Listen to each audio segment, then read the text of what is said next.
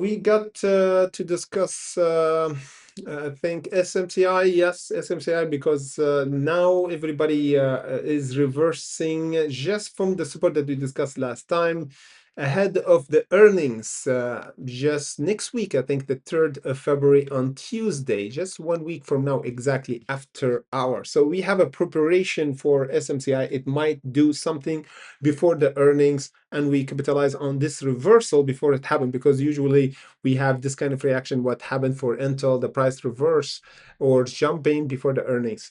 So we have to be ready before the earnings for SMCI. Remember, our content here always, guys, for educational purposes only. So for SMCI, let me just tell you one thing here. The thing that I see from the technical, we have a shift in the fundamental. Of course, it happened since July 2025. We have the bad earnings. You see what's going on here, guys. Before the earnings, we have a buying pressure, the price going up. Bad earnings, price flush. Then again, ahead of the other earnings, we have a pattern. It's the same pattern, a push back up. Earnings happen, flashing down. Now we have earnings in 1 week. We might have another week of buying pressure and going up again before the earnings. If we have bad earnings, we're going to continue to go down.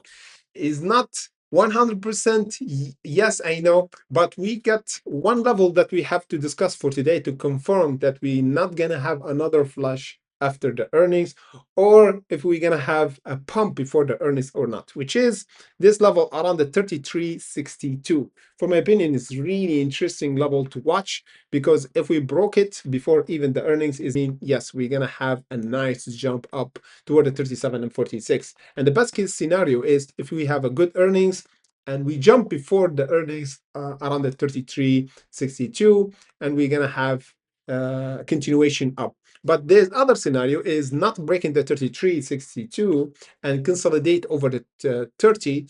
And then once we have a confirmation for good earnings, we're gonna have a squeeze up. So there's two scenarios: even breaking this resistance before the earnings, or not breaking it, consolidate, and then break. For my opinion, if you want to ask me, should we break this resistance now? What's the best case scenario? For my opinion, it's better to not break this resistance before the earnings, because usually if we broke this level of resistance, we might have hype and the price will be overextended. Even if we have a good earnings, the price will flush down.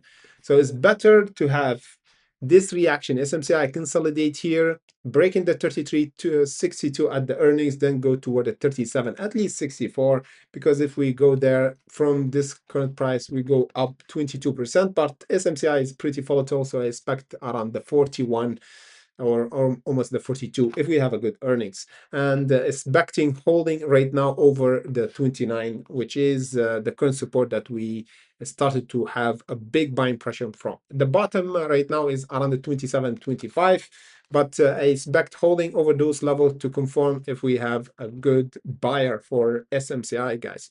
Because if we have a pullback, it means there's no interest from the buyers or the big whale. And if there's no interest, is mean the price will pull back, and would be easy job for the short seller to short SMCI.